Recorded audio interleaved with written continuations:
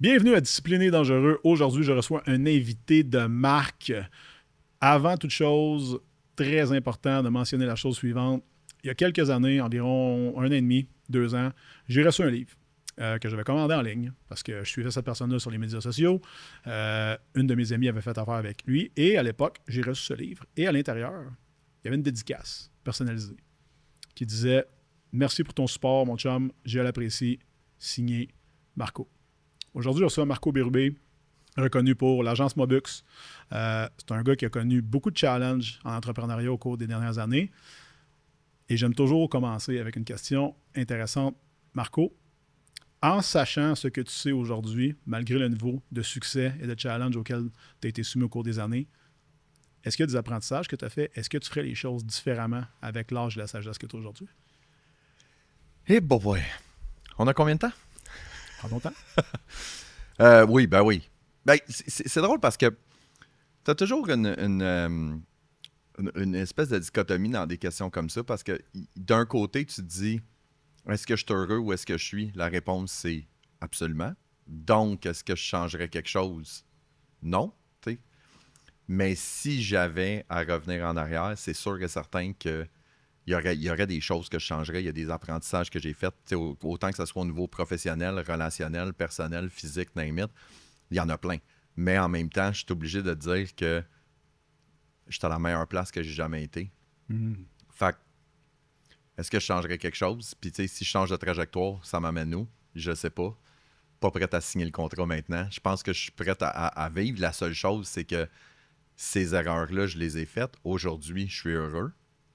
Mais est-ce que je vais prendre ces apprentissages-là pour continuer d'aller sur une bonne trajectoire pour ne pas répéter ces erreurs-là? Je pense que c'est plus de cette façon-là que je le verrais. Fait que oui, les erreurs, je les referai encore, mais là, je les prends encore plus comme apprentissage. T'sais. Dans ton cas, Marco, on s'est connus, toi et moi, entre autres via Mobux. Mon ami Ariane a acheté tes services il y a plusieurs années maintenant. Elle m'a ensuite parlé de la technique Moneyball. J'ai acheté le livre, je l'ai reçu, je l'ai lu, je vais le relire, ceci dit. Ceux qui ne sont pas familiers avec le concept Moneyball, pourrais-tu nous l'expliquer un petit peu en termes clairs? Tu sais, moi, j'ai vu le film, j'ai lu le livre. Les amateurs de baseball du Québec, peut-être l'ont fait, peut-être l'ont pas fait, parce que au Québec, on est très expo et canadien. J'aime bien dire qu'on aime nos sports locaux, mais on ne traite pas sur le sport comme tel. 100%.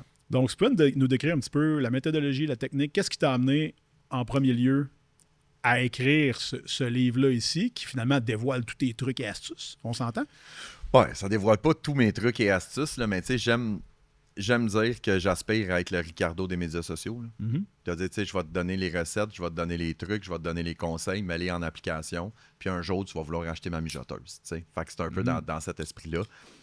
La technique Moneyball, ben, c'est inspiré du baseball majeur. Puis, tu sais, je vais le dire comme ça, c'est romancé du baseball majeur, là, parce que j'en avais déjà parlé sur les médias sociaux, puis là, j'avais un sur TikTok particulièrement, user976357 qui m'avait dit que la technique Moneyball que j'enseignais n'était pas propre au baseball. Puis tout, j'étais comme calme-toi, Gilles.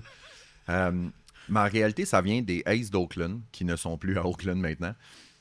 Début des années 2000, c'est une équipe qui a un petit budget. Fait qu'ils ont 30 millions de masse salariale, puis ils se battent contre les Red Sox, les Yankees, les Dodgers, qui ont 80, 90, 100 millions. Faut pas oublier qu'au baseball, il y a un plancher. T'sais, autrement dit, tu dois dépenser ça, sinon tu n'as pas d'équipe. Fait qu'eux autres sont à côté sur le plancher bien net. Ils sont à côté sur le plancher. Puis, mais à l'époque, dans les années 2000, il n'y avait pas de plancher. Puis c'est drôle parce que quand j'ai écrit le livre, j'ai fait mes recherches. Les Aces avaient comme 30 quelques millions de masse salariale. Les Expos, on avait 8. Oh, shit. Fait que tu sais, quand on se demande pourquoi ils sont partis, tu peux pas faire du Moneyball quand tu es à 8 millions de masse salariale puis tu te bats contre les Dodgers qui ont 100 millions. T'sais. Fait que les Aces d'Oakland, 30 millions de masse salariale, ils se font planter, bien évidemment, parce qu'ils n'ont pas le même budget. Fait que le directeur général de l'époque, qui est Billy Beane, il décide de repenser complètement sa stratégie pour recruter des joueurs. Fait que ce qu'il décide de faire, c'est qu'il dit « Je vais recruter des joueurs », puis là je le vulgarise à sa plus simple expression, là. Je vais recruter des joueurs qui tapent des simples.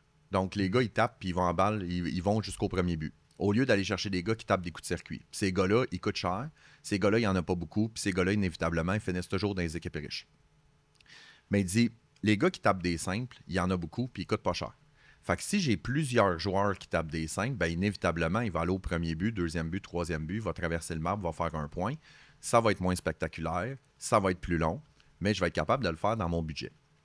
Puis la réalité, c'est qu'il a réussi à se bâtir des équipes extrêmement compétitives avec 30%, 40% du budget. Puis, où est-ce que la genèse de la technique Moneyball des médias sociaux? C'est que moi, en 2015, j'ai parti mon agence Mobux, et j'étais dans le condo. Je venais juste de me séparer. Mon frère, il me prêtait son condo.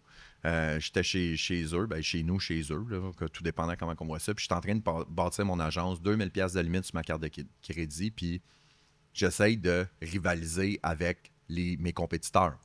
Mais tu sais, des compétiteurs dans les agences de médias sociaux et marketing numérique, c'est des Sidley, c'est des Cossette, c'est des LG2 et toutes les autres. T'sais. Et dans le film, Billy Beane est avec ses recruteurs puis il dit « Savez-vous c'est quoi le problème, les boys? » Il dit « Le problème, c'est qu'en haut, il y a les équipes riches. Après ça, il y a les équipes pauvres. 50 pieds de marde, puis il y a nous autres. It's an unfair game, OK? » Puis là, à partir de ça, ça m'a frappé. Puis j'ai comme fait « Hey, là, il est en train de décrire ma business. Tu sais, moi, j'ai une petite crédit d'agence avec 2000 pièces de limite. Agence, on s'entend, c'est moi, là, tu sais. Après ça, il y a les agences qui sont établies depuis des années. Puis après ça, il y a les Sidley, puis les Cossette, puis les LG2 qui sont là, puis qui sont gros, puis tout. Fait que moi, j'avais estimé à peu près 350 pieds de marde entre moi et les autres agences. Ça, c'est beaucoup à manger, ça. C'est beaucoup à manger. Fait que là, ce que j'ai fait, c'est que je disais, est-ce que je peux m'inspirer du baseball majeur puis prendre ces principes-là, puis les appliquer dans la gestion des médias sociaux?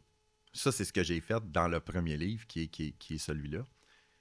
Et par la suite, la technique Moneyball, donc les micro-victoires que j'appelle, les petites actions à haut rendement, est devenue un fondement de ma vie. Ma vie au complet est basée sur les micro-victoires et sur la technique Moneyball, même que ça me nuit. Je raconte cette histoire-là toujours, puis ça me fait rire. Là, je demande à mes enfants de faire leur ménage de chambre. Mon gars, il va passer 3 heures à faire son ménage de chambre. Si ça avance pas, il a ramassé une paire de bas. Puis il me dit, papa, des micro-victoires durables dans le temps. Tu sais, j'ai ramassé mes bas, tranquillement, on y va. Puis je suis comme... Ben, regarde. C'est les grands conseils, hein? C'est ça, effectivement, qui suit le conseil. Fait que c'est à partir de là que j'ai vraiment commencé à développer la technique Moneyball, c'est de dire, il faut être patient, il faut être constant, il faut créer du bon contenu, puis il faut se laisser le temps de le faire parce que j'explique toujours le triangle d'un projet. Le temps, la qualité puis l'argent, choisis-en deux. Tu veux un travail de qualité, tu veux pas que ça soit long. Oublie l'argent, ça va coûter cher. Tu veux un travail de qualité, tu veux pas que ça coûte cher. Oublie le temps, ça va être long. Tu veux pas que ça coûte cher, tu veux pas que ça soit long. Oublie la qualité, ça va être de la merde. C'est dans tout. Puis ça, c'est un gros problème que je vois beaucoup sur les médias sociaux. La formule magique, on en a parlé en pré-entrevue. Tu sais, hey, avec ce shake-là, qui te coûte 20$, tu vas être capable de perdre 20 livres en un mois. Moi, c'est pas cher, c'est rapide, c'est efficace. Il y a quelque chose qui marche pas là-dedans. Ce que tu es quand tu es en train de consommer, c'est probablement de la merde. Fait que, à partir de ce moment-là, la technique Moneyball, c'est je vais créer du contenu de qualité pour mon audience, puis je vais être patient parce que j'en ai pas d'argent. Fait que c'est de là qu'est partie la technique Moneyball. Fait que clairement, en ce moment, tu coaches les entrepreneurs à implanter plutôt cette technique-là avec leur business eux-mêmes. Majoritairement des petites entreprises, des PME, des solopreneurs. On parle de solopreneurs, petites entreprises. Tu sais, je te dirais PME de moins de 10 employés. Là. C'est vraiment dans la niche de j'ai besoin des médias sociaux, j'ai besoin du marketing numérique pour réussir, mais j'ai pas la capacité ou j'ai pas le désir de travailler, exemple, avec une agence qui va me coûter 20, 30, 40, 50 000 par année. Fait que c'est vraiment cette niche-là d'entrepreneurs qui veulent le faire par eux-mêmes. Puis il y a aussi la réalité que dans les dernières années, les médias sociaux ont changé, l'intelligence artificielle est arrivée, ce qui donne énormément d'outils aux entrepreneurs de pouvoir en faire plus. Et aussi, les médias sociaux sont devenus de plus en plus, je vais dire, social. Si tu as une business, il faut que tu te mettes de l'avant. Tu peux pas juste faire la promotion de ta business, il faut que tu montres la personne derrière. Fait que si je veux montrer la personne derrière, exemple toi, tu veux montrer qui tu es puis faire ton brand personnel, passer par une agence pour faire la promotion de ton brand personnel, ça devient un peu contre-productif. Mais là, tu dis, je veux faire la promotion de mon brand personnel, mais j'ai pas les compétences. Fait que moi, j'enseigne puis je coach les entrepreneurs à développer les compétences. Clairement, là, toi, tu t'es lancé là-dedans en 2015. On a le même âge, si je ne me trompe pas. Tu as 42 ans, c'est exact? 43. 43, excuse-moi. Désolé. Donc, mon aîné. C'est bien, c'est rare, ça m'arrive. Je me tiens avec des jeunes. Fait que Marco, 2015, tu lances Mobux. Ouais. Mais tu arrives de où, toi, à ce moment-là? Moi, j'ai un parcours... j'aurais tendance à dire atypique, mais tu sais, y a-tu vraiment de parcours typique? Là? Tout le monde a son propre choix. Là, moi, j'ai j'ai commencé l'entrepreneuriat en 2000. C'est pas vrai, là, je me rajeunis dans l'histoire. Là. En 96, j'ai écrit un livre de Donjons Dragons. J'ai joué à ça quand j'étais là en passant. Moi, je jouais à ça, j'aimais pas les règlements. Fait que j'ai écrit mon propre livre. J'ai écrit un livre de 300 pages que j'ai encore à la maison aujourd'hui.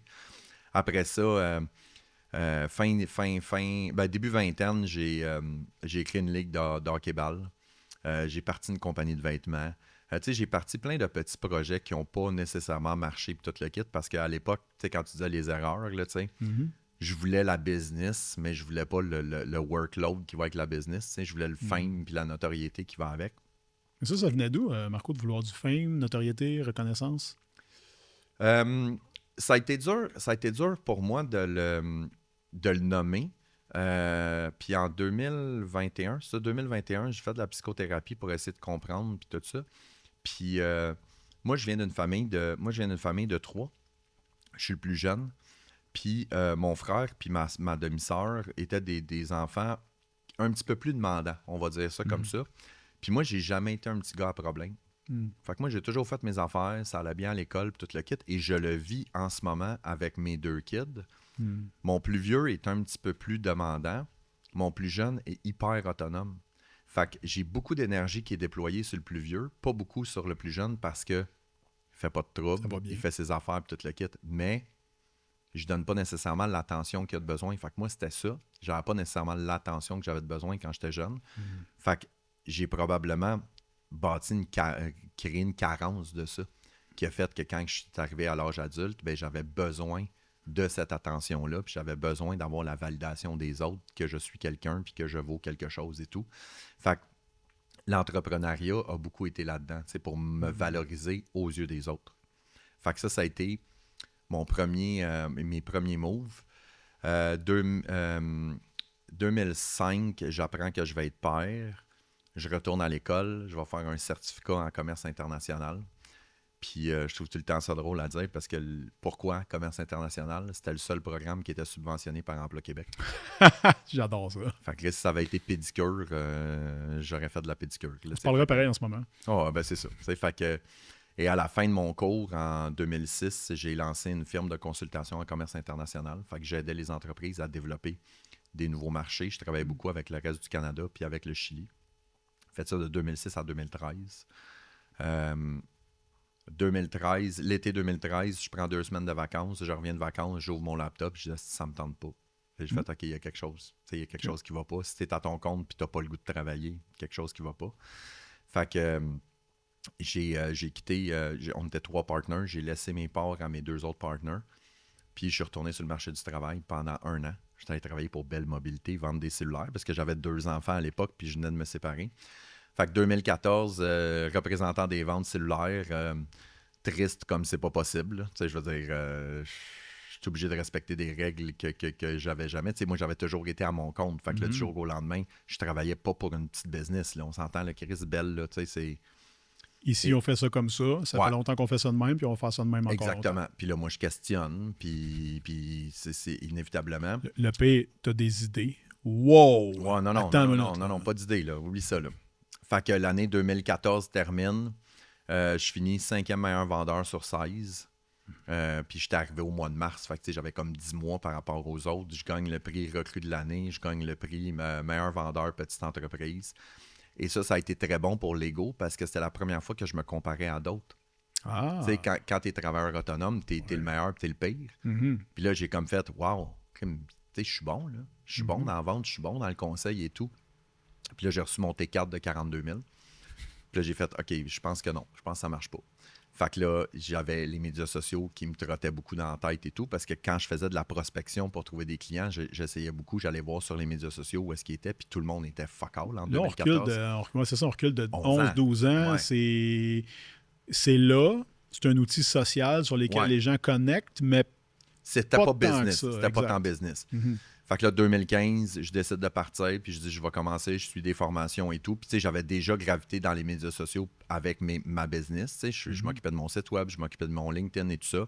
Fait que là, j'ai commencé tranquillement à avoir 1 client, 2 clients, 3 clients. Puis là, on a commencé à grossir, engager du staff, puis tout le kit. Jusqu'à 2024, fin 2023, début 2024. 2023 était une année très difficile. taux d'intérêt a augmenté, les entreprises devaient rembourser leurs prêts de la COVID et tout ça. Oui. L'intelligence artificielle qui est arrivée, la nouvelle génération qui arrive, qui maîtrise les médias sociaux. Fait qu'ils commencent à avoir des ressources à l'interne dans les business. 2023 a été une année très, très tough.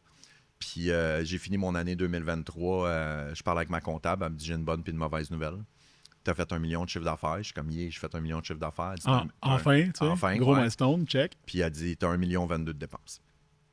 Fait que là, je suis comme, OK. Fait que là, ce que tu es en train de me dire, c'est que j'ai travaillé comme un esti de cave pendant une année de temps, du 60 heures par semaine, pour qu'au final, ça me coûte 22 000.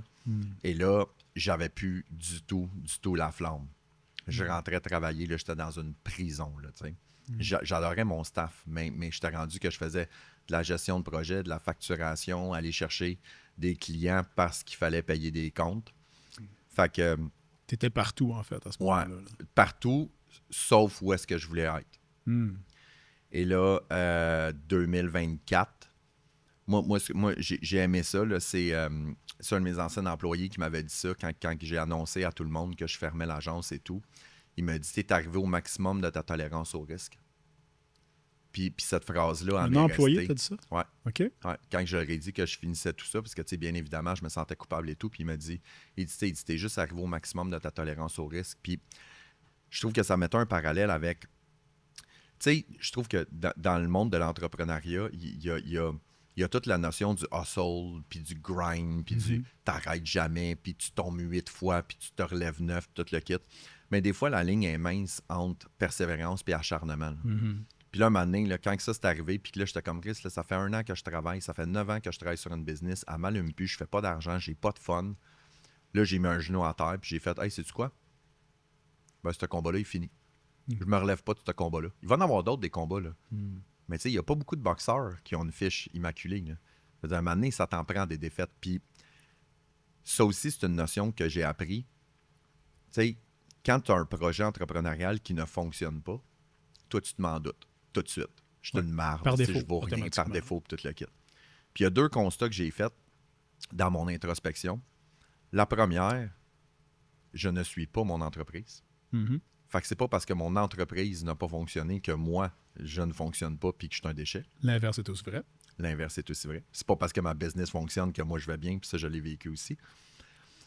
Puis la deuxième chose, c'est quoi la définition d'un entrepreneur? C'est quelqu'un qui prend des risques. Bien, inévitablement, si tu prends des risques, là, s'il n'y a aucune chance d'échec, c'est pas un risque. Damn right.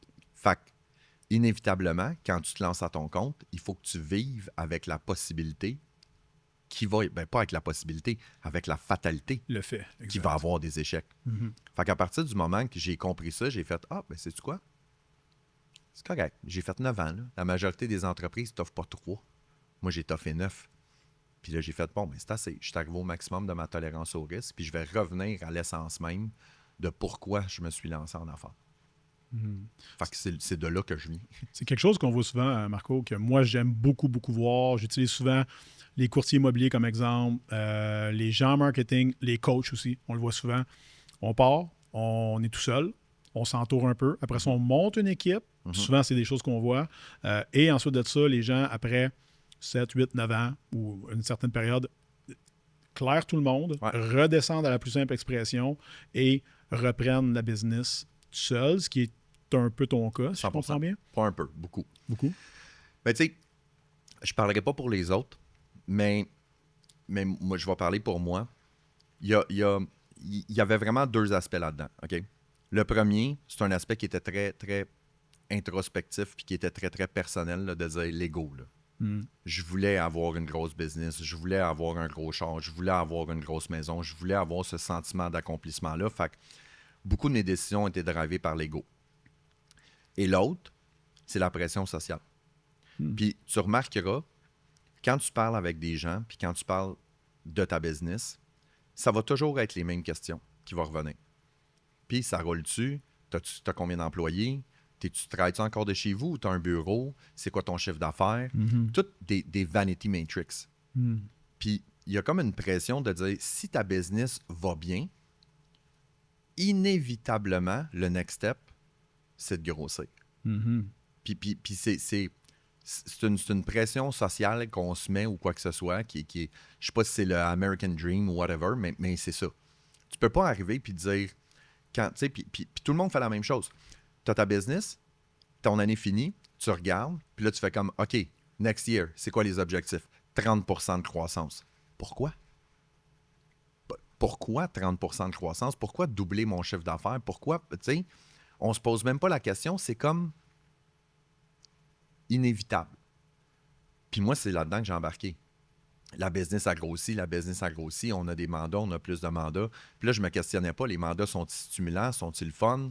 Là, c'est non, on a des mandats, là, on a besoin d'engager un employé, on va engager un employé, on a besoin de plus de mandats, on commence à être serré d'un bureau, on va prendre des plus gros bureaux. Puis tu fais juste embarquer dans la roue, puis tu roules. Puis là, à un moment donné, quand t'arrêtes, puis tu fais comme, mais je suis rendu où dans cette Étais-tu conscient de ça à ce moment-là, pendant que ça se passait, tu sais? Bon, on va appeler ça une hyper-croissance, ou en tout cas une très grande croissance. Automatiquement, bon, ben, on engage de nouveaux mondes, on veut les feeder, fait qu'on ne refuse pas personne. On ne questionne pas les mandats qu'on a. Les mandats qu'on a à l'interne, est-ce qu'on les check? Est-ce qu'on les garde? Tu sais, est-ce que tu avais à ce moment-là aussi, dans ton cas, puis je pense quelque chose qu'on s'était parlé précédemment, moi, tu étais comme moi, tu regardais ce qui rentrait, mais tu ne regardais pas ce qui sortait. Non. D'où ton meeting avec ta comptable. C'est qu'un moment donné, t'embarques dans une spirale. Tu sais, moi, c'était 65 000 par mois de dépenses que j'avais. Wow. Fait que là, on est le premier du mois. Il faut break even. 65 000 qu'il faut rentrer. Fait que là, c'est pas, tu sais, je suis pas dans le...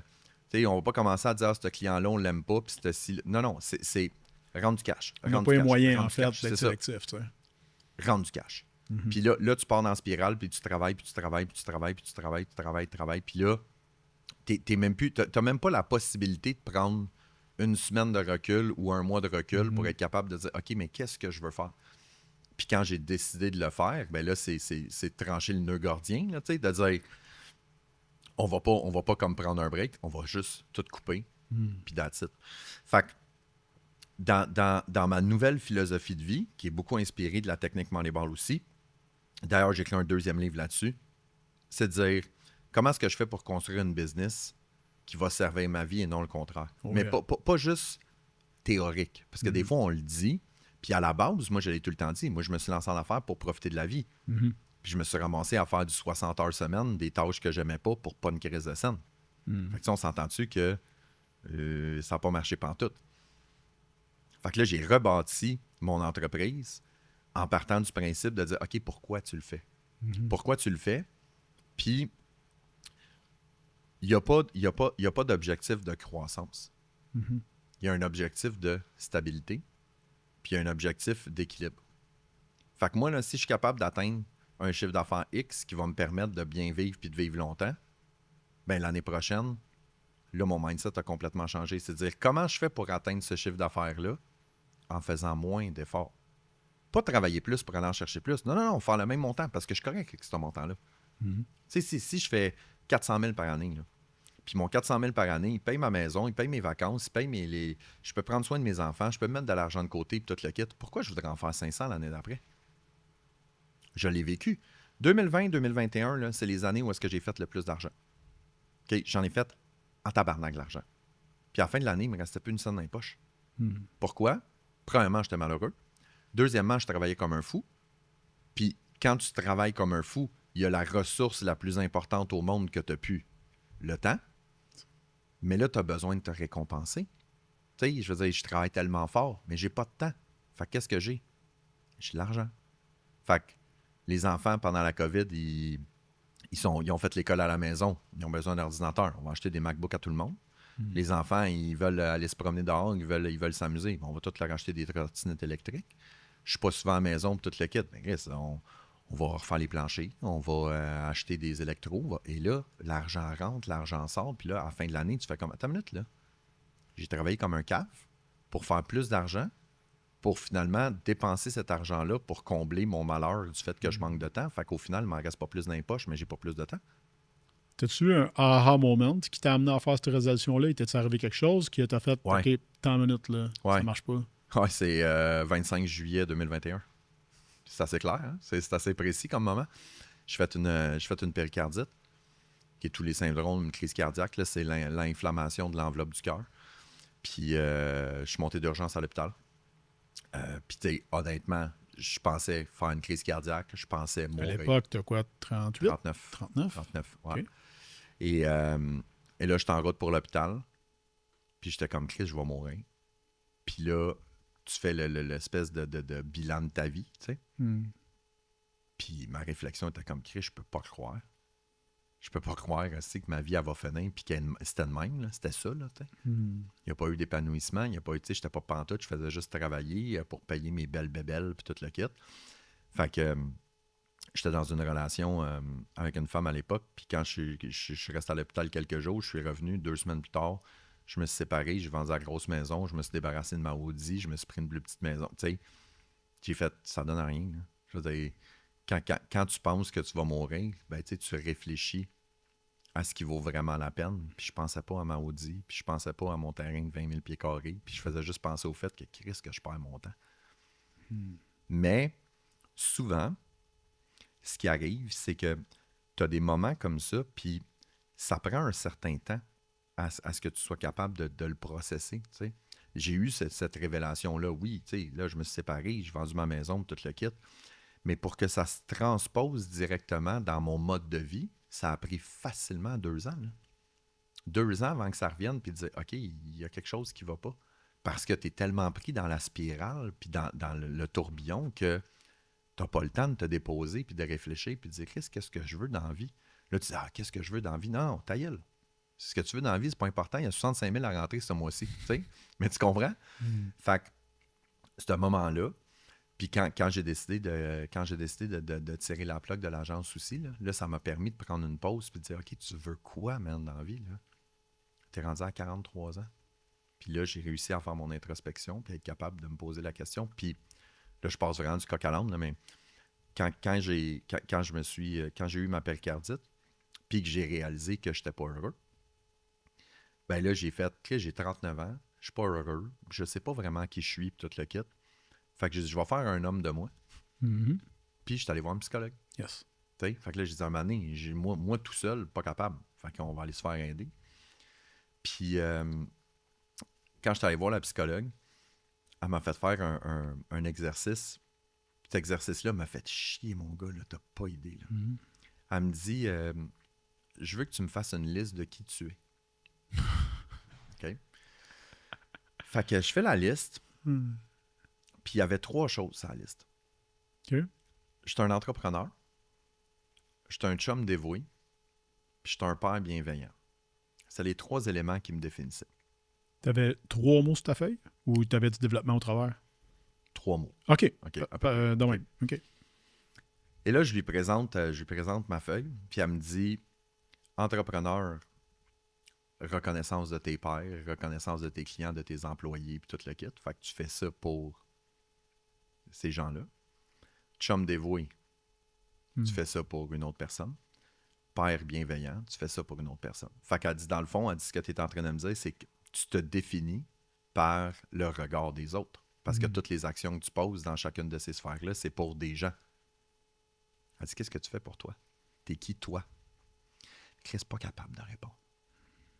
Je suis pas capable. J'ai aucune réponse. Moi, une fin de semaine, à l'époque, là, une fin de semaine, pas de blonde, pas d'enfant, ben j'allais travailler. Ou sinon, ben, je m'assoyais dans le salon, puis je jouais à Xbox, puis that's it. Fait que tu réalises à 39 ans, puis tu te dis, Chris, je suis qui? J'ai aucune idée. Et là, c'est là-dessus que j'ai commencé à travailler, à pouvoir me définir de qui j'étais. Puis plus je me définissais comme j'étais, moins mes valeurs de personne étaient alignées avec la business que je roulais. Puis là, un moment donné, tu as un clash là, de dire, Chris, ça marche pas. Parce que là, je me suis regardé dans le miroir, je me suis dit mes 4 vérités, puis là, je le vois. Là. Je le vois que ça marche pas. T'sais. Mais là, tu es dans le tourbillon jusqu'au stade où est-ce que j'ai dit, ben, regarde, là, je suis arrivé au maximum de ma tolérance au risque, puis là, je vais poser une action, puis on va penser à soi. On voit que tu es un gars extrêmement réfléchi, puis clairement, de nos jours, le développement personnel, c'est pas ça qui manque. Puis je suis sûr et certain que tu as investi dans des cours, des formations, tu as lu des livres, même avant tout ça. Ouais. Mais pourtant, sans dire, la lumière n'était pas allumée jusqu'à temps que tu étais assis en avant d'une madame pour parler de tes problèmes au fin fond de toi. Tu sais, qu'est-ce qui a été comment ça que ça collait pas avant? Si tu penses que tu n'étais pas rendu au fond de ta chaudière? Je pense que je n'étais pas rendu au fond de ma chaudière. Oui, définitivement. Je pense que je n'étais pas rendu au fond de ma chaudière et tout. Puis, tu sais, c'est tu sais, un gars qui fait quand même assez polémique. Puis, il y a certains de ses passages que je trouve super intéressants. C'est Jordan Peterson qui a dit si tu veux savoir c'est quoi ton problème, assis-toi tout seul dans ta chambre pendant 24 heures puis regarde-toi dans le miroir.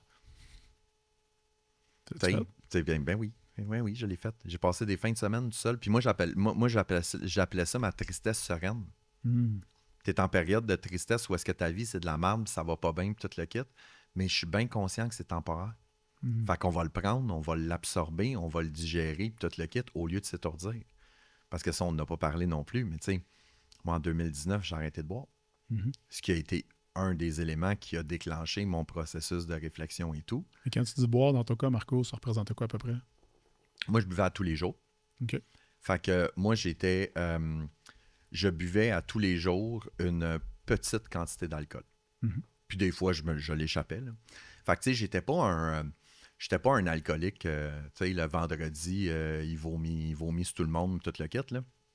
Mais moi, ce que j'ai réalisé avec le temps, quand j'ai décidé d'arrêter de boire, c'est que moi, je consommais de l'alcool comme automédication. Pour enlever mon stress, pour baisser mon anxiété et parce que l'alcool a un super pouvoir. Tu as des problèmes dans la vie, prends 2-3 bières, hostie que les problèmes sont moins importants. Fait que c'est ça que j'ai réalisé. Moi, tous les jours, c'était 1 bière, 2 bières, 3 bières, juste pour cool down. Les problèmes étaient moins importants. Ben, ils n'étaient pas moins importants. Le lendemain matin, il est encore là. Il est encore là, puis il était pire. Puis le 21 février 2019, ça faisait une semaine qu'à tous les matins, je me levais. Parce que, tu sais, là, en 2019, j'avais 37 ans. Puis tu sais, qu'on le veuille ou non, là, même si les gens, ils veulent pas se l'avouer, tu prends 2-3 consommations, ton sommeil n'est pas le même, ta digestion n'est pas le même, ta récupération n'est pas le même. Tu te lèves le matin, t'es magané. Pas aussi magané que si tu as bu une dose, là. Mais t'es plus magané que si tu as bu de l'eau avant d'aller te coucher. Là. Le fait que l'alcool nous donne un feeling pour une raison, ça reste un poison. Exactement. C'est tout à fait normal. Fait que ça faisait une semaine que je me levais le matin puis que je me disais aujourd'hui, je bois pas. Okay? Fait que là, j'arrive au bureau, on travaille. Hey, on va-tu dîner au septembre qui est juste à côté du bureau? On va dîner, la fille, elle arrive, voulez-vous une bière? Les employés prennent une bière. Je suis comme, ben là, on va prendre une bière. Ah, bon, on n'a pas réussi. Le lendemain, mardi, je me lève, je suis comme, aujourd'hui, je ne bois pas d'alcool. Là, je regarde, je suis comme, oh, il y a du hockey à soir. Je pourrais inviter mes chums. Là, mes chums y arrivent. C'est sûr qu'on prend une petite bière. Mercredi, il n'y a pas les enfants. Je suis comme, aujourd'hui, je ne bois pas. Ah, il y a un petit 5 à 7 de la chambre de commerce. On va y aller. Et là, de réaliser après une semaine, de dire, OK, peu importe que je me dise que je n'en prendrai pas, je vais toujours trouver une raison pour en prendre une coupe parce que j'en ai besoin et c'est ma médication. Et à partir de ce moment-là, après une semaine, j'ai dit, OK, je dis non à toute opportunité pour le prochain mois. Puis moi, j'ai une hostie de tête de cochon. Quand je décide quelque chose, je décide. Fait que pendant un mois, aucun alcool. Et, tu le disais tantôt, j'ai quand même une bonne capacité d'introspection. Là. J'ai fini mon mois, puis j'ai fait, OK, je dors mieux, je digère mieux, je suis plus patient avec les enfants, ma maison est plus en ordre, tout le kit. Ça va bien, là, tu sais. Fait que j'ai dit, on va prolonger ça à 6 mois. Quelques jours après, il est arrivé l'événement des bacs bleus, qui est un événement bien banal, là, mais qui a été pour moi le life changer. Je me lève le matin, j'embarque dans mon char, puis je sors de l'entrée, puis quand tu sors de l'entrée, tu es comme face à la rue. Je tourne pour être face à la rue. Puis je vois le long de ma rue, il y a les bacs de recyclage, là, il y en a sur toutes les maisons parce que c'est la journée du recyclage. Et là, je fais comme, oh shit, c'est le recyclage, j'ai oublié mon bac, je mets mon char sur parc, je m'en chercher le bac, je le mets là. Je rembarque dans le char, puis je pars. Puis là, ça me frappe. Je fais comme, esti, avant, 2 fois sur 3, je l'oubliais, le petit bac de recyclage. Ça veut dire que quand je sortais de ma cour, là, je voyais pas les bacs. Là. J'étais dans une sorte de brouillard qui faisait que je voyais pas les bacs. Puis là, ma réflexion était, OK, tu vois pas les bacs, mais qu'est-ce que tu vois pas d'autre? Tu vois pas un employé qui te vole du temps, tu vois pas un client que tu as oublié de facturer, tu vois pas ton plus jeune qui fait le pas, tu vois pas plein de choses. Et ça m'a permis de voir que je vivais dans un brouillard permanent. Puis c'est un peu ça l'objectif aussi. Là. C'était ça l'objectif, c'est d'un brouillard, tu sais. Je faisais, J'ai des problèmes, on prend une coupe de verre, il y a un petit brouillard, les problèmes sont moins visibles, puis tout le kit. Et là, à partir du moment que j'ai arrêté de boire, ben là, j'ai commencé à ressentir de plus en plus mes émotions de ce qui allait pas, puis tout le kit.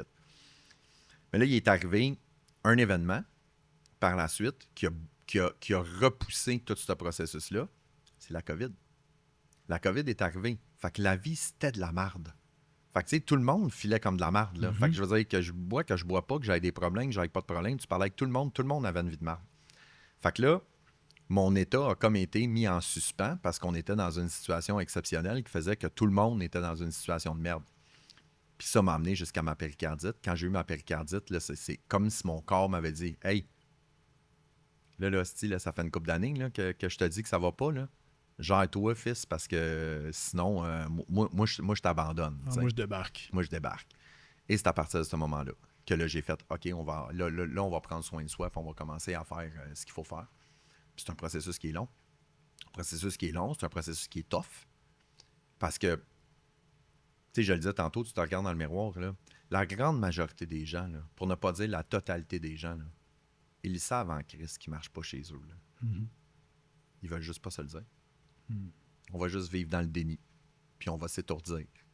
Puis je fais pas ça pour faire la morale. Là. Je veux dire, si t'es capable de vivre là-dedans, puis tout le kit, t'as pas de problème. Moi, j'étais juste plus capable de vivre là-dedans. Moi, je voulais de la lucidité, je voulais de la clarté. Mais avec la lucidité puis la clarté vient les vrais challenges puis les vraies questions. Puis là, la question, c'est de dire, es-tu prêt à répondre à ça puis à vivre avec les conséquences positives ou négatives de? Moi, c'est ce que j'ai décidé de faire. Aujourd'hui, on sait que tu as 2 grands garçons. Ouais. Tu es heureux en couple, heureux en relation. Ouais. Depuis plusieurs années maintenant. 4 ans. Puis il t'est arrivé un événement à un moment donné que tu m'as déjà raconté, que moi qui m'a saisi, puis je me rappelle encore aujourd'hui. Tu étais assis dans ton divan. Ouais. Right? 26 décembre 2022. Moi, je suis un gars de date. Quand j'ai commencé à sortir avec ma blonde, Marie-Ève, Marie-Ève, c'est une femme exceptionnelle. Puis Marie-Ève a fait super bien à manger. Elle est en train de finir sa naturopathie. Très, très au courant de la nutrition, mange bien, des bons aliments et tout ça. Fait beaucoup d'exercices, ça fait de la randonnée, tout le kit. Quand on a commencé à sortir ensemble, j'ai dit, moi, je te le dis tout de suite, si je suis pas un gars de randonnée, moi, je fais pas ça des randonnées. Okay? C'est pas mon identité. Non. Marco, non. Non. Okay. Je fais pas de randonnée. Fait qu'elle, la fin de semaine, le samedi puis le dimanche, elle allait faire des randonnées. Fait qu'elle partait, puis elle allait faire sa randonnée. Moi, je restais à la maison, puis je jouais à Xbox. T'sais. 26 décembre 2022, elle s'habille pour aller faire une randonnée, et elle me dit, je suppose que tu viendras pas. Mais pas passif-agressif ou quoi que ce soit, c'était juste, je suppose que tu viendras pas. Puis là, ça m'a donné un choc. Puis pour une raison que je ne m'explique pas, dans ma tête, ça a dit, man, si tu y vas pas là, tu vas en perdre. Parce qu'à un moment donné, là, elle va rencontrer un randonneur, là, puis elle va trouver qu'elle a des atomes crochus avec. Fait que j'ai embarqué dans mes bottines, très mal équipé à l'époque, là. Pas de crampons, il neigeait, j'étais en jeans, avec un gros manteau et tout le kit. Puis j'ai commencé à faire de la randonnée avec elle, puis à partir de ce moment-là, c'est devenu un mode de vie où est-ce qu'on fait de la randonnée 2-3 fois. On fait des voyages de randonnée. On est allé en Nouvelle-Écosse, puis on fait telle montagne, on se déplace, on fait telle montagne et tout ça. Et à partir de ce moment-là, ça a été la première pierre de ma reconstruction, si tu veux, où est-ce que là, j'ai commencé à voir les effets positifs de l'activité physique, parce que moi, j'ai toujours vécu dans le déni. Moi, j'ai eu une chance qui est une malchance en même temps. Là. Moi, j'ai un super pouvoir. Moi, en ce moment je pense que je pèse 189 livres. Puis quand j'ai eu mon gars, je pesais 187. Il y a 19 ans de ça. Puis on parle là-dedans là, que je me commandais du DoorDash à tous les jours, j'ai fumé la cigarette, je buvais de l'alcool à tous les jours, puis je prends pas de poids, zéro. Mais c'est pas parce que je prends pas de poids que je suis en santé. Puis moi, encore une fois, quand je te dis qu'on vit avec l'illusion, je prenais pas de poids, donc je me racontais de la merde que ça va bien, tout est beau. Mais quand tu regardes de façon objective, tu te dis, t'es sédentaire, tu passes 8 heures par jour à ton bureau, tu bois de l'alcool à tous les soirs, tu manges des hot dogs, tu manges de la poutine, tu manges des pâtes, tout le kit. C'est impossible que tu sois en santé. Impossible. Même si t'es mince, t'sais. Puis à partir du moment que j'ai commencé à faire de la randonnée avec elle, ben là, j'ai commencé à voir le pouvoir mental de l'entraînement. C'est-à-dire que comment ça fait du bien, puis que ça libère des hormones, puis que tu es plus concentré, puis que tu as plus de fun. Puis là, j'ai fait ça pendant quelques semaines. Ça me tentait pas, là. Je veux dire, je le faisais par plaisir et tout. Puis un moment donné, j'étais à la maison, puis je pense que ça fait 2-3 jours qu'on n'était pas allé parce qu'il pleuvait. Puis là, c'est la première fois que je l'ai ressenti. J'ai comme eu l'appel de l'activité physique. J'étais comme, là, Chris, faut que je bouge. Ben voyons, faut que je bouge. Chris, ça m'est jamais arrivé. Je fais passer la journée sur le divan, puis il n'y avait aucun problème. Puis là, j'étais rendu, faut que je bouge. Puis là, maintenant, depuis ce temps-là, ben, l'activité physique fait partie de mon quotidien. Puis une autre chose aussi, c'est ça des fois, tu sais, quand tu dis que tu fais ton introspection, ce que j'ai réalisé, là, c'est deep ce que je vais dire là, mais moi, je me définissais tellement pas comme être humain, puis ce que je voulais dans la vie, que ne demande-moi pas de me projeter dans l'avenir. Là. Je sais même pas je suis qui là. Fait que demande-moi pas je vais être qui dans 25 ans. Fait que tout ce qui était la planification de mon futur, pour moi, c'était inutile. Autant qu'on parle d'épargne, qu'on parle de carrière, qu'on parle de forme physique. Là, je suis dans un état d'esprit où est-ce que je suis pleinement heureux, puis je suis vraiment content de la vie que j'ai, et je veux garder cette vie-là longtemps. Puis là, quand tu te regardes dans le miroir, tu fais comme, OK, mais si tu avais continué de fumer la cigarette, de manger du DoorDash 5 fois semaine, de boire de l'alcool, puis de pas t'entraîner, penses-tu que dans 20 ans, là, tu vas être en forme? La réponse, c'est Chris que non, je ne serai pas en forme. Fait que là, j'ai un but. C'est-à-dire, je vais être en forme pour longtemps. Parce que, tu sais, je veux dire, 43 ans, c'est pratiquement la moitié de notre vie, là. Exact. Fait qu'il en reste encore 40, là. Puis là, c'est de dire, ben, tu sais, on sait jamais, là. Mais tu sais, tu veux y passer comment, ces 40-là? Fait que moi aujourd'hui, ce que je suis en train de faire, tu sais, j'ai commencé à aller au gym, ce que j'ai toujours eu une hantise. Puis là, je m'entraîne au gym, mais je m'entraîne au gym pour mon futur. C'est un investissement que je suis en train de faire. Fait que tu sais, c'est toutes ces micro-victoires-là, ces micro-changements, tout le kit, qui font que je me considère comme, je dirais pas un meilleur humain, parce que j'aurais pas, mais une meilleure version de moi-même. Je vais te le dire comme ça. Dans ce parcours-là d'actualisation de soi, là, parce que c'est ça qu'on parle en ce moment, puis tu sais, ça fait parfaitement avec le podcast, je veux dire, discipline et dangerosité. On s'entend, puis tu sais, dangereux n'est pas toujours un terme péjoratif pour moi. Moi, j'aime cet aspect-là pour la chose suivante. Est-ce que tu as ressenti maintenant certaines personnes se sont rapprochées de toi, certaines personnes, tu as dû les éloigner ou se sont éloignées toutes seules? Tu sais, ceux qui aimaient bien le Marco, avec qui ils prenaient 3-4 verres le mardi, ben là, Marco n'est plus là de même. Là. Marco est parti faire de la randonnée. Est-ce que ça a créé un clash? Ça a créé une certaine solitude 100%. pour toi à ce niveau-là? On est en plein dedans. Ma blonde le vit plus tough que moi, là. Moi, ça fait quand même une couple d'années, là. Je suis... je vais utiliser le terme solitude sereine. J'ai pas de réseau, là. Honnêtement, là. Je veux dire, j'ai ma blonde, j'ai mes enfants, ma mère, mon frère que je vois de temps en temps. J'ai 2 amis qu'on se voit une fois de temps en temps. Mais le reste du temps, tout seul, man. Tout seul. Puis, tu sais, je veux dire, mes amis de brosse, je les vois plus. Puis, tu sais, tu réalises beaucoup que avec la recherche de notoriété vient les faux amis. Tu sais, mon chum. Puis, tu sais, ça, c'est quelque chose que j'ai appris à mes garçons. Où est-ce que des fois, je rencontre des gens, mettons, à l'épicerie ou dans des événements, puis ils me disent « Ah, c'est ton ami? » Je suis comme « Non, c'est une connaissance. C'est pas un ami. Des amis, là, j'en ai 2. T'sais, j'en ai plus que ça, là, mais tu comprends, là, c'est de dire que... Puis une chose que j'ai réalisée aussi, puis tu sais, je veux juste faire attention à ce que je dis parce que je veux pas être mal cité ou mal compris ou quoi que ce soit. Je dis pas que j'ai la formule magique ou quoi que ce soit, là. La seule chose, c'est que inévitablement, quand tu fais des changements dans ta vie pour t'améliorer, tu es obligé de vivre avec le fait que tu confrontes des personnes. Moi, quand j'ai arrêté de boire, il y a du monde qui voulait que je boive avec eux autres quand moi j'ai arrêté de boire. Puis j'avais déjà un conflit avec un gars qui voulait me forcer à boire. Puis je lui ai tout simplement dit, j'ai dit, si toi, tu n'es pas capable de contrôler ta consommation d'alcool, c'est ton problème. Essaye pas de m'embarquer dans ton vice pour pouvoir te déculpabiliser en disant « Asti, il a cédé. Il boit, fait que t'as-tu vu, lui, il est pas capable. Moi non plus, je suis pas capable. on est égal. Ça vient de désir de se valider, en fait. C'est plutôt que questionner leur propre consommation. Nous, c'est quelque chose qu'on voit énormément souvent. C'est mon meilleur ami commence à mieux manger. Ouais, mais là, si moi, je suis en train de manger un pogo, puis là, j'y fais manger un pogo, bien automatiquement, j'ai plus besoin de me remettre en question. Parce que là, on tombe d'égal à égal. Mais théoriquement, notre entourage, nos chums, famille, chum blonde, serait supposé t'aimer n'importe comment que tu vas être de façon inconditionnelle. Mhm. Et là, pourtant, parce que tu choisis de prendre la 0.5 ou de prendre une bouteille d'eau, ah là, commande Marco, là. Oui, il y a ça. Puis il y a aussi je te dirais, la nature des discussions. Mhm. Tu sais, je veux dire, moi je suis dans un... Tu sais, puis mes enfants sont beaucoup là-dedans à cause ou grâce à moi, là, tout dépendant de comment tu vois ça, puis ma blonde aussi. On est toujours en train de se questionner sur tout, là. Mhm. Est-ce que je fais les bons choix? Est-ce que je prends une bonne décision? Est-ce que c'est ça que je veux dans la vie? Est-ce que, tu sais, et tout le temps en train de réfléchir et de ne pas accepter le statu quo. Mhm. Mais là, quand tu tiens avec du monde, là, que les autres, ce qu'ils font, c'est prendre une bière, puis 2 bières, puis 3 bières, puis ils jasent de n'importe quoi, de tout et de rien, puis t'es comme, Christ que c'est vide. Mhm. C'est vide.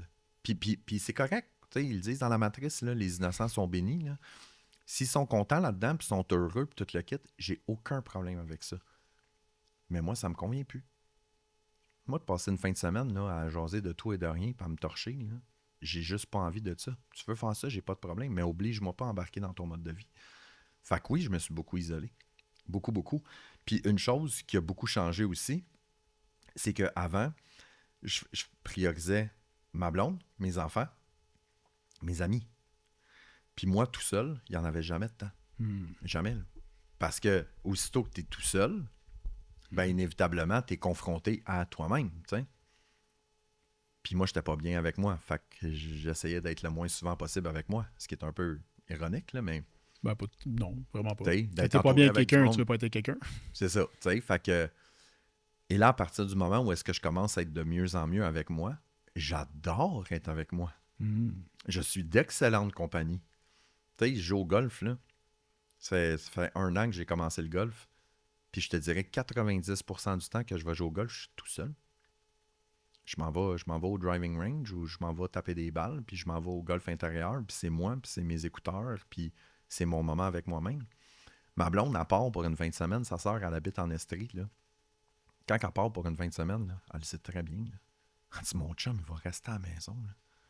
M'aller prendre des marches avec le chien, m'aller jouer au golf, lire, écouter des séries sur Netflix, mais j'adore passer du temps avec moi. Parce qu'avant, j'avais peur, là. Mhm. Jamais. Fait que tout ça fait que mon univers s'est rapetissé énormément. Puis c'est très bien comme ça. Trouves-tu que c'est un peu le bag, mettons, de la majorité des entrepreneurs qui éventuellement, je ne vais pas dire qu'ils réussissent parce que j'aime pas le terme, là, Ouais. qui éventuellement se trouvent, Ouais. OK, d'avoir à dealer avec justement cette solitude-là, qu'on le veuille ou pas, parce que tu sais, tu vas avoir des gens qui vont se coller sur toi à cause de qui tu es ou plutôt qui ils pensent que tu es, première des choses, parce que les gens, on se connaît sans se connaître. Et tu penses-tu justement qu'en faisant une trim, là, une épuration, on va dire, par rapport à tout ça, c'est de quoi qui est extrêmement libérateur, mais il faut que tu sois bien avec toi, par exemple. Ouais. Parce que si tu te ramasses tout seul, tu n'es pas bien, comme tu viens de le mentionner, mais je pense que ça peut être crissement périlleux parce que là, tu vas chercher à remplir ça. Ben, moi, ce que j'aime, l'analogie que j'aime beaucoup utiliser, là, c'est que moi, je raconte toujours que je dis la vie, c'est comme un arbre. OK? Les premières années de ta vie, c'est le tronc. OK? Tu choisis pas vraiment. Jusqu'à temps que tu aies 16, 17, 18 ans, tu n'as pas vraiment le choix de ta vie. Je veux dire, tu as tes parents, tu habites, il n'y a pas de jeune de 12 ans qui dit hey, moi, j'ai décidé que j'allais vivre en Allemagne. Je veux dire, tes parents, ils sont là, tes parents, ils sont là. Fait que tu vis avec ce réseau-là. Mais à partir du moment que tu atteins l'âge adulte, ben là, c'est les branches qui commencent à pousser. Puis les branches, il y en a qui vont à gauche, il y en a qui vont à droite, puis il y en a qui vont à gauche, à droite, et qui vont se recroiser à un point culminant, parce que, tu sais, ça grandit. Fait que, mettons, moi, quand j'ai fini le secondaire, ben moi, je suis pas allé au cégep. J'ai des amis qui sont allés au cégep. On a pris des embranchements différents. Là, après ça, de mes amis qui sont pas allés au cégep, moi, j'ai commencé à avoir des enfants. Eux autres, ils n'ont pas eu d'enfants. Fait que là, les embranchements se sont séparés, se sont séparés, se sont séparés. C'est juste normal. C'est juste normal de dire que moi, j'ai les mêmes amis depuis 25 ans. C'est correct, mais ça veut dire qu'officiellement, vous êtes sur la même branche puis que vous suivez le même chemin depuis 25 ans. C'est normal qu'il y ait des écarts. Puis tu sais, je vais te donner 2 exemples. Mon meilleur ami d'enfance, Bruno, OK? C'est mon ami depuis qu'on a 7 ans. On a passé toute notre secondaire ensemble, notre cégep. On a lâché le cégep en même temps. On a fait la fête ensemble. Puis moi, j'ai eu des enfants. Lui, il est retourné à l'école. Fait que lui, il a pris des embranchements différents et tout, mais on reste en contact, puis on continue à se parler. Là, aujourd'hui, il vient d'avoir un bébé. Tu sais, son bébé, il a 1 an et demi. Alice, Ariane, excuse, elle a 1 an et demi. Moi, mes gars, ils ont 19 puis ils ont 13. On est plus sur la même branche, là. Mais on a quand même un respect mutuel, puis on se donne des nouvelles, puis on est capable de se parler. À l'inverse, ma blonde, j'allais au primaire avec sa sœur. OK. Fait que, tu sais, je veux dire, je l'ai connue, là, j'étais tout petit, là. Là, elle a pris ses embranchements, puis on s'est recroisés 35 ans plus tard. Fait que, moi, c'est comme ça que je vois les amitiés puis que je vois les relations. Quand que je perds quelqu'un de vue, c'est de dire, c'est un embranchement. C'est une branche, puis c'est une branche, puis il y a un embranchement, puis that's it. Fait que ma relation avec les relations, je sais pas si ça peut se dire, est rendue, je vois ça un petit peu plus un survol de. C'est pas parce que je parle plus avec quelqu'un que j'ai plus de respect pour cette personne-là ou que je l'aime plus, c'est juste de dire qu'on a pris un embranchement différent, puis that's it. Puis en ce moment, l'embranchement que j'ai prioritaire, c'est ma blonde, c'est mes 2 enfants. Puis c'est moi. Puis moi, je suis très, très serein avec ça. Tu sais qu'à la fin trentaine, t'es arrivé à un crossroad, clairement. Là. Ouais. Tu sais, puis t'aurais pu... C'était une voie ou l'autre. Là. Ouais. T'aurais pu dire, OK, hustle and grind, puis c'est mon identité, puis c'est ça qui est ça. Puis tu sais, ça a tout le temps été fait de même ici. On va continuer de même. Ça aurait été, entre parenthèses, très difficile, mais ça aurait été plus facile pareil que de prendre un step back puis de choisir la voie que toi, t'as choisie. 100%. Y a-tu, mettons, une partie de toi à ce moment-là, t'étais rendu là puis t'étais perdu par rapport à ça, de dire... Tu sais, parce que ici, c'est du connu, c'est tough en crise, mais c'est du connu, gars. L'année prochaine, on est peut-être capable de faire 1,5, 2 millions, puis d'en avoir dans mes poches. Ouais. Parce que tu étais là. Tu sais, je veux dire, ce que tu avais à faire, c'est augmenter un peu tes ventes, trimer un peu tes dépenses. Tu tombais profitable, mais tu avais la même vie. Ouais. Le même char, les mêmes problèmes que tu avais choisi à ce moment-là. En passant, il n'y a pas personne qui les a poussés Non. sur toi. Ou d'arrêter puis de virer de bord et t'en aller complètement ailleurs. Où est-ce que tu as pris justement ce step back-là? Comment de temps ça t'a pris pour vraiment t'asseoir là, puis te faire une tête claire par rapport à ça, puis finalement t'en aller dans la bonne direction au final? Ça a été assez rapide. Ça a été assez rapide parce que c'est quand j'ai eu ma péricardite, là, tu l'as en plein en face. Là. Quand tu penses que tu vas mourir, c'est dur en esthétique de compter des menteries. Là. Puis là, fait, je suis pas à bonne place. Là, c'est clair, je suis pas à bonne place. Fait que je pouvais pas revenir à ma vie d'avant puis dire tout va bien aller. Puis tout, non. J'ai été trop loin dans mon processus. Et là, j'ai décidé de changer. Puis tu sais, en début, tu m'as dit, y a-t-il des erreurs que tu as faites que tu voudrais pas faire? Mais une chose que j'ai réalisée, c'est que ça fait 20 ans que je suis entrepreneur. Puis ce que j'ai réalisé avec le temps, c'est que tes hauts sont jamais aussi hauts que tu penses. Puis tes bas sont jamais aussi bas que tu penses. Fait que maintenant, quand je fais face à je vais fermer mon agence, là, tu fais comme oh mon Dieu, fermer l'agence, congédier des gens, tout le kit. C'est pas aussi tough que tu penses. Tu comprends? Fait que, avec cette expérience-là qui est derrière moi, de recommencer, pas grave. Je niaise souvent avec ça, puis je dis ça à ma blonde. Tu sais, dans le temps, là, quand on jouait à Mario Bros, là, bon, tu sais, on a le même âge, fait que tu relates, là, Mario Bros, tu sais. Top. Bon, mais quand tu as fait la cassette 5 fois, là, ça va bien plus vite, là. Tu connais les petits tuyaux verts, puis les petits raccourcis, puis tout le kit. Fait que ça n'a pas marché, on recommence. Sauf que la seule affaire, j'y connais tous les raccourcis. Fait que ça va juste aller encore plus vite. Puis c'est pour ça que moi, j'ai jamais eu peur de recommencer. Puis une chose qui est importante aussi qu'il faut que je te raconte, tu sais, il y a eu la péricardite qui a été un moment charnière, mais il y a eu une autre épreuve qui est arrivée dans ma vie en 2011, mais elle a pris vraiment du temps. Parce que, tu sais, à l'époque, puis c'est ça que j'ai réalisé, c'est qu'à l'époque, je buvais. Fait que j'ai pris l'information de cette expérience-là, mais ça a pris peut-être 10 ans, 11 ans avant que je sois capable de la processer. L'intégrer, en fait. Mon père est décédé du cancer à 63 ans, en 2011. Ce qui est important de comprendre de mon père, c'est que mon père a travaillé c'est un acharné. Il travaillait très fort. Et mon père me disait toujours, j'ai hâte à 67 ans, je vais prendre ma retraite, je vais pouvoir profiter de la vie. Il est mort à 63. Fait que mon père, officiellement, n'a jamais vraiment profité de la vie. Il a toujours travaillé pour un bonheur futur. Puis moi, quand ça s'est arrivé, j'ai toujours dit que c'est le plus bel héritage que mon père m'a donné. De dire, la vie, c'est maintenant. Je te dis pas de tout flober tes REER, puis tes CELI, puis tout le kit, mais de toujours rechercher un bonheur futur, ben, tu ne l'atteindras jamais. Tu sais, tantôt, on parlait de ça. Là. La première fois que j'ai atteint 1 million de chiffre d'affaires, là, je le voulais, mon million. Là. Je calculais si les factures, là, que ça rentre, tout le kit. Là, j'ai atteint mon million. J'étais comme, j'ai fait 1 million. 4 minutes à passer. Puis là, c'était quoi? What's next? Prochain million. Tu comprends? Fait que, de rechercher le bonheur futur, ben premièrement, tu n'es jamais content. Puis deuxièmement, puis ça, j'ai réalisé ça fait pas super longtemps. Quand tu cherches un bonheur futur, ben inévitablement, inconsciemment, ça fait juste te conditionner que tu n'es pas heureux. Parce que tu dis, quand je vais avoir ça, je serai heureux. Fait que si là, je vais être heureux, puis je ne l'ai pas, donc en ce moment, je ne suis pas heureux. Il te manque un morceau. Il te manque un morceau. Fait qu'en vivant avec le bonheur futur, ben officiellement, tu es toujours malheureux. Tu es toujours en train d'attendre que le bonheur arrive. Puis à partir de ce moment-là, c'est là que j'ai dit, moi, je vais vivre ma vie maintenant, puis je vais vivre ma vie. C'est pas si simple que ça. Tu sais, ça a quand même pris 10 ans, Chris, avant que je sois capable de l'intégrer vraiment comme il faut. Tu sais. Mais ça a fait une grosse différence, exemple, avec mes enfants. Parce que mes enfants, je me suis dit, mes enfants sont jeunes. Est-ce que j'aurais pu faire croître ma business bien plus entre 2011 et 2021? 100%. Est-ce que j'aurais passé moins de temps avec mes enfants? C'est sûr. Mais je n'étais pas prêt à le faire. Moi, je coachais mon plus vieux, là. Je l'ai coaché au soccer, je l'ai coaché pendant 7 ans. C'était 3 pratiques par semaine plus une game. Le lundi soir, le mercredi soir, le samedi matin plus une game. Puis je le faisais. Est-ce que j'aurais pu prendre plus de mandats, puis travailler plus fort, puis tout le kit? Oui.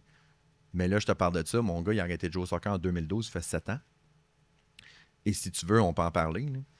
Je peux pratiquement te parler de tous les matchs. Tu sais, contre Granby, quand on a gagné sur le coup franc à la dernière minute, quand on est revenu de l'arrière contre Bromont, je me souviens de tout. C'est des souvenirs hallucinants.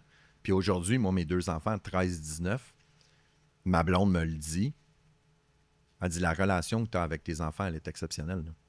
Mon gars, il me l'a dit, mon plus vieux me l'a dit, tu sais, 19 ans, c'est pas les gars les plus. Non. Il me dit, je suis quand même privilégié parce que je considère que mon père, c'est mon ami. Tu sais, ça, c'est l'héritage que mon père m'a laissé. J'attendrai pas d'avoir 67 ans, me dire, je vais passer du temps avec mes enfants. Chris, quand je vais avoir 67 ans, mes enfants vont avoir 40 cucs, ils vont-ils avoir d'autres choses à faire que de s'occuper du vieux schnook, là? Fait que c'est tout cet amalgame-là d'expérience et tout ça, mais le fil conducteur de tous ces apprentissages-là a toujours été, il arrive quelque chose dans ta vie, puis c'est ça qui a changé avec le temps, c'est, peux-tu prendre une période de recul, analyser, digérer l'information et continuer? Parce que moi, avant, j'étais un fonceur. On va être défoncer les murs. Il n'y a pas de trouble. Il y a un mur qui s'en vient, mets le gaz dans le fond, on va défoncer. Là, aujourd'hui, je suis plus, il y a un mur qui s'en vient, parfait. Je peux-tu lâcher le gaz un peu? Puis regarder, y a-tu un chemin qui fait que je pourrais passer à côté du mur? Là? Je suis obligé de rentrer dedans et de le défoncer parce que ça m'agane, là, tu sais. Fait que là, à chaque fois qu'il m'arrive des situations comme ça, je suis capable de prendre une période de recul, de faire une introspection honnête et totale, puis de dire, OK, là, je m'en vais pas où est-ce que je veux, pourquoi? C'est quoi les émotions? C'est quoi les valeurs qui sont pas respectées là-dedans? Puis comment est-ce que je peux rectifier le tir? J'ai des discussions avec ma blonde, j'ai des arguments avec ma blonde, là. Puis la communication qu'on a est probablement notre plus belle richesse, là. On est les deux assez matures émotionnellement pour avoir des discussions qui sont difficiles. Nous autres, on appelle ça des boulettes, OK? Des boulettes. Ouais. Tu sais, t'as une boulette, t'as quelque chose à l'intérieur qui te fatigue, là. Mais la majorité du temps, ce que tu fais, c'est que tu fermes ta gueule, tu le dis pas. Mais là, ta boulette, il y en a une deuxième. Les puis gars, on une est bons troisième. là-dedans. Ouais, on est bon, mais on le dit pas de la bonne façon. On te la crache d'en face, la Ah boulette. ouais, Là, tu sais. c'est en crise, mais en fait, Ouais, c'est ça. la colère, c'est de la tristesse. Bon. Simplement. Moi, quand j'ai une boulette, puis que j'en parle à ma blonde, ou quand que ma blonde elle a une boulette, qu'on se parle, puis que des fois, ça devient un peu animé, on est capable de prendre un temps de pause. On est capable de dire, regarde, sais-tu quoi? Je pense que cette discussion-là, elle finira pas aujourd'hui. Hmm. Il y a trop d'émotions, là. Il y a trop d'émotions, on est à fleur de peau, puis là, le risque qui arrive, c'est qu'on dise des choses qu'on pense pas ou des choses qu'on va regretter, puis tout le kit. On peut-tu décanter un peu, puis en reparler demain? Puis on a assez de maturité, les deux, pour être capable de le faire. Puis ça fait toute la différence, là. Parce que souvent, c'est ça qui arrive. C'est quand tu as un problème, le problème, tu veux le régler maintenant. Ouais, mais puis des fois... Souvent, il n'est pas arrivé non plus là. C'est ben, souvent des choses qui traînent. Hein? Mais c'est ça. Fait que là, de dire, tu peux pas le régler maintenant. Tu sais, l'exemple que je disais tantôt, ben c'est sûr et certain que si j'ai 39 ans, puis que je me définis pas en tant qu'être humain, puis que je sais pas je suis qui, je réglerai pas ça en une session, là. On va pas régler ça en un après-midi. Ça va prendre plusieurs années à régler ça. Mais il faut que je me laisse l'espace, puis il faut que je me laisse le temps, puis il faut que j'ai la maturité émotionnelle de dire, ça va être un processus qui va être long. Puis ça, c'est quelque chose que j'applique dans tout. Avant, j'étais quelqu'un de très, très spontané, puis très, très let's go, on part, on le fait, puis on construira l'avion en plein vol, puis tout le kit. Je fais plus ça, moi. J'ai plus envie de construire un avion en plein vol, là. Construire l'avion, là, de base, là, puis on va partir, puis on va voler, puis on l'améliorera en vol, mais Chris, au moins, elle va voler, tu sais. Ouais, puis déjà, le fun est dans le process de le bâtir. Ouais. Après ça se peut, mais que t'es fini, tu sais quoi? Mon buzz, c'était de le bâtir, j'ai même pas le goût de flyer dedans. Ça se peut, 100%. ça aussi. 100%. Fait que, tu sais, je suis beaucoup dans cet état d'esprit-là. Puis, ce que j'ai beaucoup réalisé je te dirais, dans la dernière année et demie, depuis que j'ai fermé mon entreprise, quand j'ai fermé mon entreprise, c'est fermer une entreprise, c'est pas quelque chose de simple, là, c'est compliqué. Tu sais, tu fermes pas une entreprise parce qu'elle va bien. Moi, je l'ai fermé au mois de février-mars.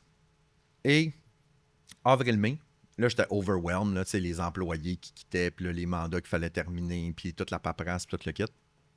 Puis à un moment donné, j'ai dit, je vais aller jouer au golf. J'ai commencé à prendre des leçons de golf.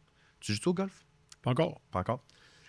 C'est une activité qui demande de la concentration et du focus et tout ça. Si tu commences à passer à ton cash flow, je te garantis que tu as crise dans le bois. Sûr et certain. Fait que là, j'ai commencé à faire ça. Et j'ai réalisé avec le temps que plus je prenais soin de moi, plus mes décisions étaient claires et faciles à prendre. Mm-hmm. Puis ça, encore une fois, c'est l'inévitable. Quand tu l'as vécu, puis que tu l'as processé, tu peux plus revenir en arrière. Là. Garanti. Fait que là, sommeil réparateur, une bonne alimentation, de l'exercice physique, de la stimulation mentale positive. Et là, à partir du moment que tu ancres ça dans une routine, mais là, tu fais comme, hey, ça va de mieux en mieux. Je suis de plus en plus en contrôle. Puis quand je prends des décisions, c'est des décisions qui sont beaucoup plus saines, qui sont beaucoup plus faciles à prendre, qui sont beaucoup plus logiques. Puis là, tu embarques dans le cercle vertueux de la patente. T'sais. Fait que moi, je suis rendu que jamais j'aurais pensé un jour dire ça.